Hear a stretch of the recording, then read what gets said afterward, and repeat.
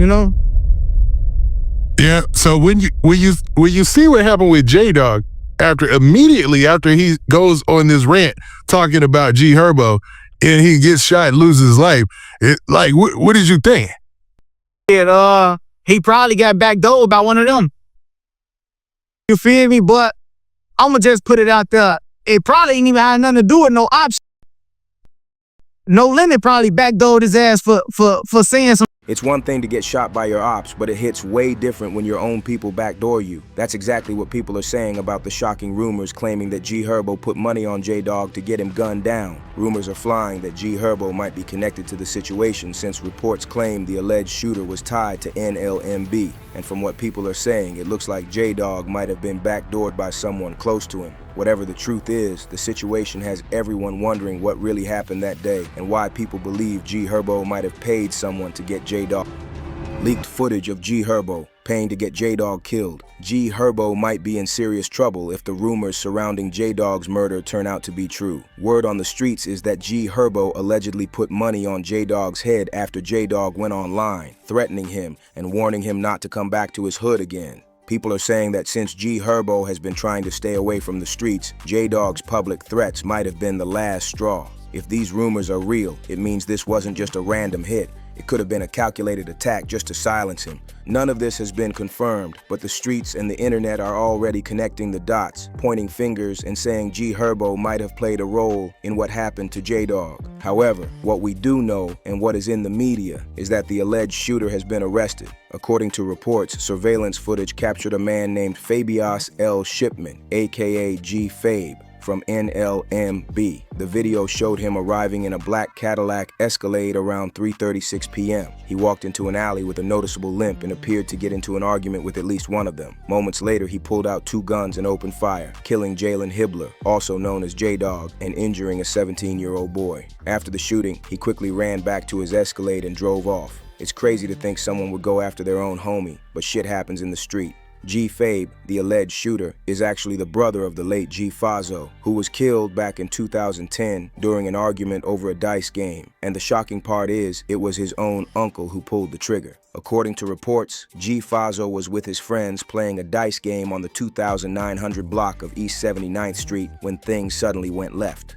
Gunshots broke out, and police rushed to the scene after getting reports of a shooting. When they arrived, they found G Fazo shot in the back. He was taken to South Shore Hospital, where he was sadly pronounced dead. Fazo was deeply missed by his friends from the No Limit Muskegon boys. Rappers like G Herbo kept his memory alive by giving him a shout out in many songs. In fact, G Herbo named his 2014 debut mixtape Welcome to Fazoland in his honor. He also helped popularize the trend of calling white Nike Air Forces G Fazos in his honor, apparently because Fazo himself was a huge fan of the popular Nike sneaker. Fazo's brother, G Fabe, has been in and out of jail for years. At the time of Jdog's murder, he was already out on felony pretrial release. Despite that, he was caught on camera holding 2 guns, killing Jdog and injuring another person. The feds found 19 shell casings from 2 different guns at the scene. Later on, they tracked down and arrested G Fabe. When he was caught, he was wearing a White Sox baseball hat with a gold sticker on the brim.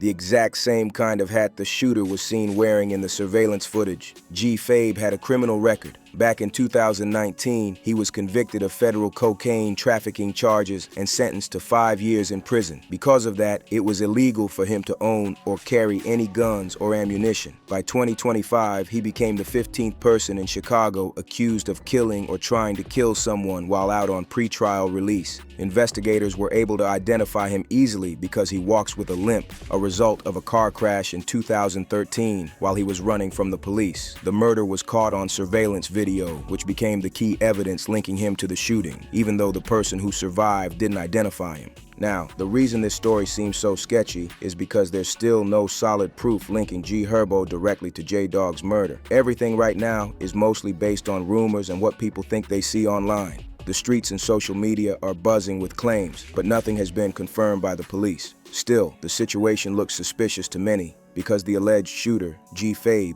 is actually an OG NLMB. And for the record, NLMB gang is known to be one of the most dangerous gangs in Chicago. For now, G Herbo hasn't spoken much about the situation, which has made fans and bloggers talk even more. Some people think he's trying to stay quiet to avoid drawing attention, while others believe he's not involved at all and is being dragged into something he knows nothing about. But with so many connections between the people involved, it's hard not to raise eyebrows. What makes things even more confusing is that there's another speculation that another NLMB member known as Big Op might also be involved. Some online sources say Big Ops could have played a role in what happened that day, but again, none of that has been officially confirmed. Everything we know so far is coming from street rumors, fan theories, and bits of information spreading on social media. To really understand what might have gone down, we have to look closely at Jdog's final hours, what he said before the shooting, and how the whole situation built up. People close to Jdog claim he had been in and out with all NLMB members, including the one he publicly called out, G Herbo, warning him not to return to certain areas. Possibilities of Jdog's murder. Now, that viral clip of Jdog going off on G Herbo might be what most people have seen, but that's not really where the story begins. To really understand how things got to that point, we have to go way back to the start.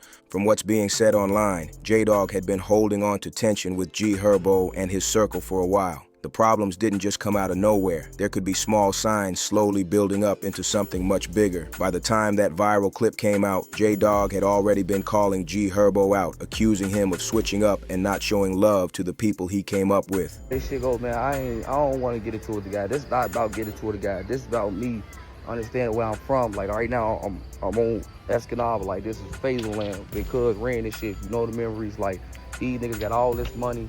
You know what I'm saying? Like, this what Faisal really, like, survived that out here. Like, cuz was dirty. Look at these cribs, bro. Like, look at my block. Like, no bullshit. Like, no bullshit. You see this shit terrible.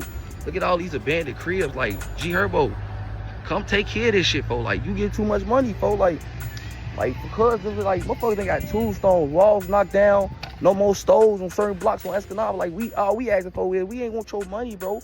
Open up something, bro. Give us something. Like, you know, we can go to the store right here. We can't even go to the store no more. Like, what the fuck? How you doing? See, neighbors love us. They still, like, they know who the real, who the fake. Hey, babe, you know what I'm saying? This shit going on. You feel me? It's no more store. The wall Faisal used to be at post up right here. Like, Like, the whole store is broke down, make me want to cry. Like, y'all don't even understand. Like, where's this store at? Where is it at? The store, the green store, bandit. Like, what the fuck? Like, you getting all this money, you talk about this shit. Like, this what you live. Faisal, like, this is MB. Y'all getting all... This is a rock dad, y'all. Like, look at this bro. Rock dad right here. You see this shit? Like, damn, G Herbo, you gonna come... This is your man's dad at. Like, no bullshit. Rock dad in front of the store. We can't even go in this bitch's buy liquor, do nothing. Like, this is Save Life of Exes, bro. Like, we can't do shit on our block, bro. Like, I'm just taking y'all around the hood of what's going on and why I'm so, like, threw off when he say he doing all this, when he can just open stores and don't gotta give us shit, and we just come to the store ourselves and spend our money with you and you get them back in. Like, make it make sense. Turn, though. Keep going. Show the game. Like, look at our shit. Jdog and G Herbo have a long history together. They both came up from the same NLMB neighborhood, shared the same struggles, and once stood side by side before fame. That's what makes this whole situation even more shocking. It wasn't a random outsiders beef. It's a homie-to-homie beef from the same hood. In the viral video, Jdog passionately called out G Herbo, accusing him of turning his back on the community that raised him. He said the hood was falling apart. No more stores, boarded up homes, and families struggling just to get by. He called Herbo out, claiming he hadn't been around since 2014 and that he expected G Herbo to come back and reinvest in the neighborhood that once had his back. He wanted Herbo to bring real change to the streets that made him who he is. At the same time, Jdog also admitted that part of the reason the hood looked so bad was because of the violence that never stopped. Constant shootings, gang wars, and deaths had driven away businesses and scared off families, leaving behind nothing but broken buildings and memories. Meanwhile, G Herbo had a different perspective. He felt like no matter what he did, people from the hood always expected more, whether it was paying legal fees, covering bond money, or even paying for funerals when someone got killed. From his point of view, he had already done his part and was now focused on his career, his family, and staying out of the cycle of violence. Herbo made it clear that he didn't want to get dragged back into the streets he had fought so hard to escape. He said he's building a better future, one that doesn't involve guns, beefs, or revenge, even if people from the block call him a sellout for it. Something just because you gave them that much access. Like, you know what I'm saying? Like, when I really stopped being in the streets, bro, I had to stop going outside totally. Yeah. It wasn't, you couldn't see me. Like, I didn't get nobody no access to me to even be on the phone, because I felt like if I'd be like, man, bro, shit, we out here doing this, we in the trenches and you not, like, so we out here risking our life and risking death in jail. But at that time, like, bro, I'm a real celebrity. Like, I was really a somebody, so I'm thinking like, shit, all right, we all gonna be dead or in jail. You feel what I'm saying? So it's like basically you telling me you love me, you care about me, but you only care about me if I'm risking my life and risking my freedom. Right. That ain't caring about me. After this interview, things quickly took a turn. Jdog wasn't having any of it. He fired back at G Herbo, calling him out again, this time on his IG stories for what he said. And while you on the internet bapping Herbert White, start telling the truth about yourself because you made TF up no lie big, cause I will never look at y'all and tell the truth. We not looking for your ass to hang out boa. On Don't Get It Twisted, yes, you made waves on rap music, but when it comes to ops, lawyers, fees, shit like that's not, you need to stop. To Jdog, it felt like Herbo was making excuses instead of taking responsibility for helping the community that made him who he is. In his response, Jdog made it clear that he wasn't asking for handouts or clout. He just wanted Herbo to remember where he came from. He felt that G Herbo had distanced himself too much, acting as if he were above the people he once struggled with. Clearly, things started getting out of hand between the two. Jdog had just come home after serving nearly 9 years for a shooting that happened back in 2016. Coming out of prison, he was already dealing with a lot. His father had been killed during one of the deadliest months Chicago had seen in decades. So when Jdog returned to the streets, he was actually in pain seeing his hood in a bad way. Then, just 2 weeks after his viral rant calling out G Herbo and warning him not to come back to 78th and Essex, tragedy struck. On that same block, Jdog was gunned down, shot 6 times in the back. Another man who was with him at the time was also hit in the chest. The scene was chaotic, and within minutes, police arrived to find Jdog fighting for his life. Sadly, he didn't make it. The shooting left the neighborhood shaken, especially considering how close it came after his public feud with G Herbo. It didn't take long before rumors started spreading that the whole thing might not have been random, that maybe, just maybe, there was more behind Jdog's death than what met the eye. Following Jdog's death, the internet went viral with various stories and theories about what really happened. Some said it was just another street hit, while others claimed it was something much deeper. Not long after, No Limit Jdog, another well-known member tied to the NLMB circle, spoke out, and what he said only fueled the rumors even more. Jdog hinted that Jdog wasn't killed by his enemies, but by people from his own hood. In other words, he was backdoored, set up by the very ones he trusted. He wrote, "Every day I seen folks here play his music all day, tell us his plan to make it out, talk hit, make his money and go in a crib, miss your energy already, cause tis fu be real life, beat chess on cello, mock fast couldn't do tis to, though law what I always say, what goes around comes around niggas foul." Fans started connecting dots, bringing up old videos, comments, and pictures that seemed to suggest Jdog had tension not just outside his block, but inside as well. The idea that someone from his own circle could have betrayed him made the story even darker. It painted a picture of how loyalty in the streets can change overnight. Suddenly, what seemed like a simple case of street violence turned into something much more complicated. Jdog's brother, Lil Nu, also jumped on Instagram and posted lyrics from Lil Durk's song Backdoor, where he says, "Close that back door, I can't get snaked out by my homie." Many people quickly took it as another way to pass the message that his brother had been set up by people close to him. Now this is where the whole situation becomes confusing and crazy. Even though the suspected shooter is now arrested, not for the murder, but for possessing ammunition, because he was on pre-trial and wasn't expected to be seen with a gun. Since there's still no solid evidence linking G Herbo directly to the crime, everything about his involvement remains speculation. But then, another side of the story came in, with rumors pointing at Big Op, another known NLMB member, suggesting he might also have had something to do with what happened. At this point, the story is confusing, and no one really knows who's telling the truth.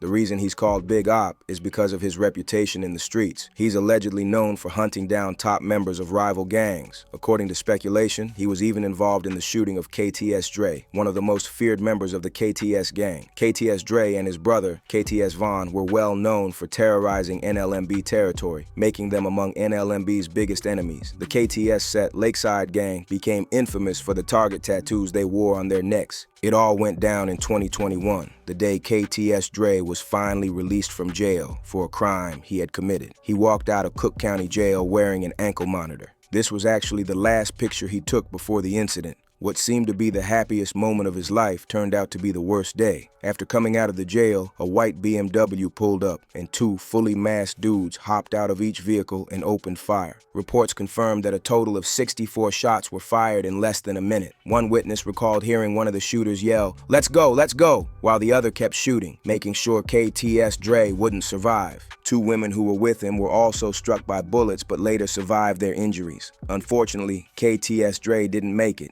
He was rushed to the hospital but pronounced dead shortly after arrival. After the incident, Big Op made a bold move by customizing a chain with the KTS symbol on it. It was a clear message that he was celebrating the hit and letting everyone know he had taken out one of his biggest rivals. Now here's where the story gets interesting. Jdog and Big Op were cool at first, but things eventually went left. Rumors say the two got into it and ended up fighting. And from what people are saying, Big Op got his ass whooped, and also claiming that Big Op was the one that orchestrated the hit on Jdog. At this point, everything is still speculation, but if these claims turn out to be true, it would mean that Jdog was actually backdoored by his own people. However, looking at it from another angle, Jdog might not have realized that the streets had changed while he was locked up. Think about it. How can you be gone for nearly 10 years and expect everything to be the same when you return? That's just not how it works in the streets. In 10 years, a lot can happen. New alliances are formed, new enemies appear, and younger guys take over. The loyalty and structure that once existed often fade away, replaced by just chaos and survival. People you used to call brothers might not rock with you the same way anymore. There are more guns in people's hands, more pressure, and more paranoia. So when Jdog came back, it's possible he tried to see things in a different way without realizing the game had changed, since we still don't know for sure whether it was Herbo who allegedly put money on Jdog's head or if Big Op had something to do with it. All we can do now is wait for the feds to do their job. They're the only ones who can uncover what really happened and piece together the truth behind this whole situation. Until then, everything remains speculation and street talk. If you like this video, click on a video on either side to watch a video similar to this one.